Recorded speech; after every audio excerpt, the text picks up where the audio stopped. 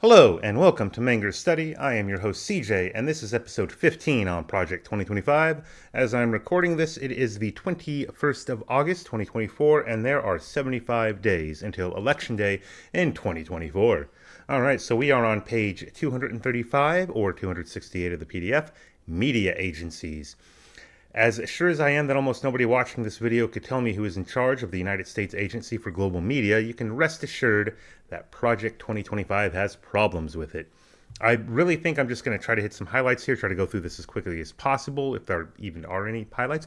Let us assume that there is bureaucracy and corruption in the agency, and the answer from Project 2025 is more political appointees and less DEI and a conservative government propaganda apparatus. In the necessary reforms section, Project 2025 wants to see the following things addressed: security issues, journalist security issues, waste of taxpayer dollars, consolidation and reduction of redundant services. The use of wrong visas for foreign national reporters is apparently a big deal. I don't know why. And improvements to shortwave transmitters, which, okay, sure, whatever. In my own interest, I'm going to quote a little bit here. Block quote, personnel is one of the biggest concerns for the U.S. AGM and its grantees.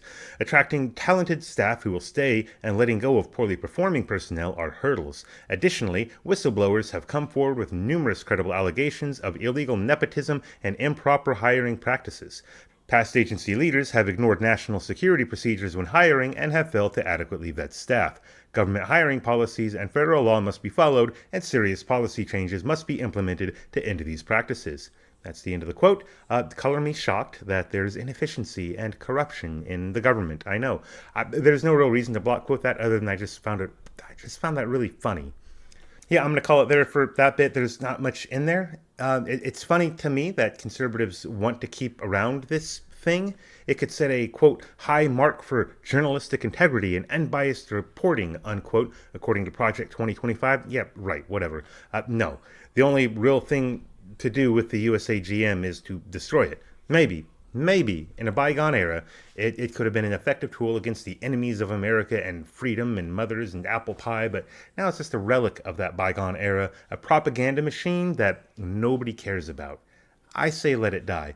Moving on, Project 2025 wants to get rid of the Corporation for Public Broadcasting along with defunding NPR and PBS. I'm with them here, more or less. PBS and NPR maybe made sense 30 years ago when I was a child, but now it's basically unnecessary. The most popular parts of them can either survive or not without public funding.